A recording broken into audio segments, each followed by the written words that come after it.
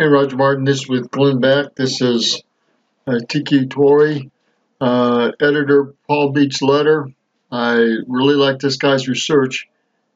He thought that Bitcoin would reach 40K by the end of the year. It hasn't, it's went down, but he explains why on Glenn Beck, and I like his reasoning.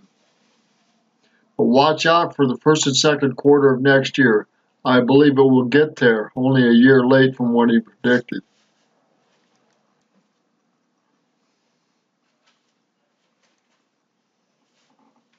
And two, why the selling is not over, and I want to explain what's behind that. Okay. So, because I've set a price to where I want to buy more Bitcoin. I don't know if that makes me a double sucker, but I'd like to hear what you think the low price or when you think it's going to start to hit towards bottom. But okay, the first thing I want to talk about, though, is Bitcoin 40K. So yes. Whenever I'm asked a question, I will always tell somebody what I truly believe, even if it could come back to make me look foolish later. I hate it when people talk out of both sides of their mouth. Well, maybe it'll do this, maybe it'll do that. I want to know what you believe, and then so I can make up my own mind. And you said to me, you said to me the night you made this prediction, I said off air, I said, Teeka, what are you doing? Don't do that. And you said, Glenn, I have to because that's what my analysis says. So I'm just telling you what the facts tell me. You can believe it or not. Right. Because every fundamental reason that I forecasted behind my projection of Bitcoin 40K came true. I said a major endowment would buy Bitcoin. On October 5th, David Swensen of the $30 billion Yale endowment bought into crypto. Then Harvard and Stanford followed him. I said Wall Street would open up their trading platforms and provide custody for crypto. Now Fidelity, TD Ameritrade, Citigroup, Morgan Stanley, the owners of the New York Stock Exchange and NASDAQ have all announced plans to start trading Bitcoin.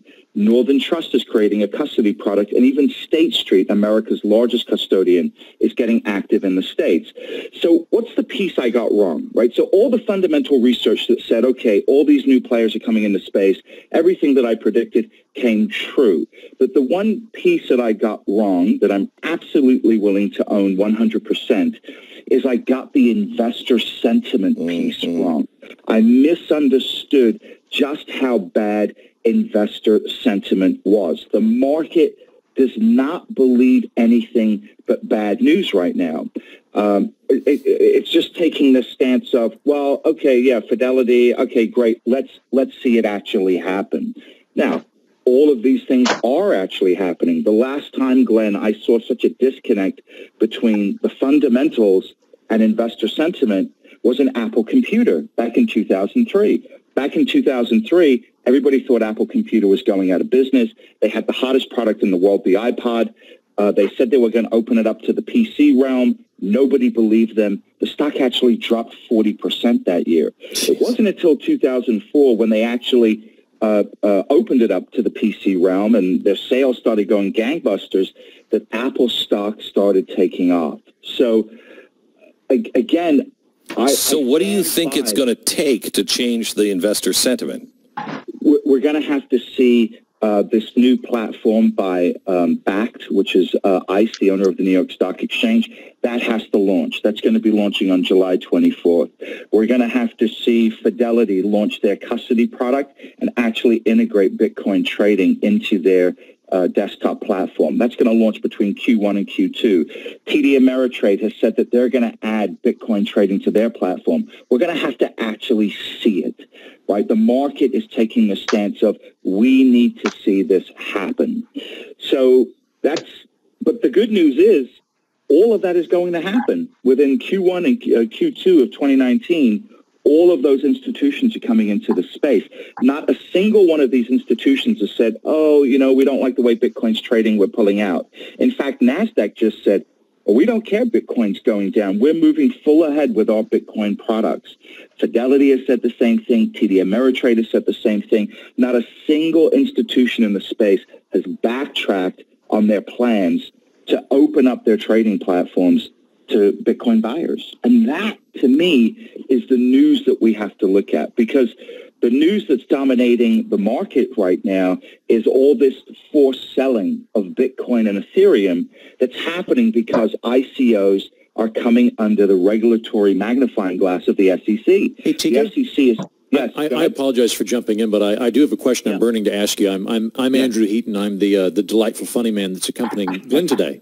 Hey, Andrew. Something that I want to ask someone that knows cryptocurrency very well about is why it's not being adopted in places like Venezuela. Because one of the selling points of cryptocurrencies, I understand it, is that it's inflation proof, and the government, if the government decides to implode a currency to inflate away the debt, your value would not be lost. But I don't see any stories of mass adoption of cryptocurrency in Venezuela. Why isn't that happening?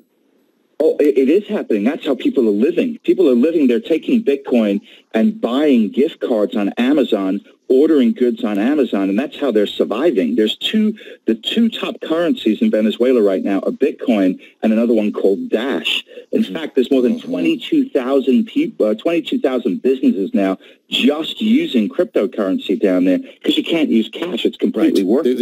At one point, they were literally. I read a story about how shopkeepers were weighing piles of money instead of counting it. They would weigh it by the pound, or probably by the kilometer or whatever that kilo. The kilo, yes.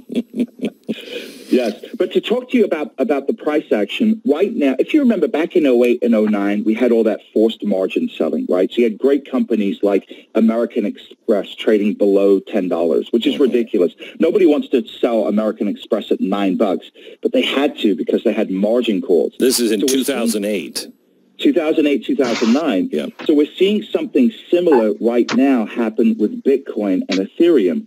Thousands of companies raised money, and there were only two ways to do it. You had to raise it in either Bitcoin or Ethereum. Well, now the SEC saying, well, all of you guys broke the law. You're actually securities. Now we're going to fine you, and you're going to have to give money back to your investors. So there's this huge rush of where the lawyers are saying, look, guys, you've got to raise cash and you've got to do it right now.